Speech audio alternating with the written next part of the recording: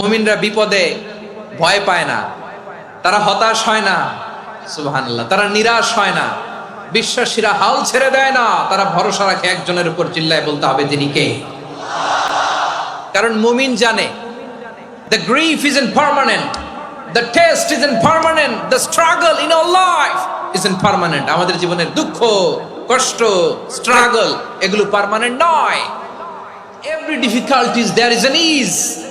সব কষ্টের পরেই একটা সুখ আছে না নাই? রব্বুল আলামিন বলেন ফা ইন্না মাআল উসরি ইউসরা, ইন্না মাআল উসরি ইউসরা, ভয় পেও না, চিন্তা করো না, কষ্টের সাথেই আমি রেখে দিয়েছি স্বস্তি। সুবহানাল্লাহ বলেন। মুমিন জীবনে বিপদ যত বেশি, কষ্ট যত বেশি, তার সামনে সফলতা তার চেয়েও বেশি, ঠিক কিনা বলেন? কারণ বিশ্বাসীরা জানে রাত্রি যত গভীর হয়, সুবহে সাদিকের সময় তত আগাতে থাকে।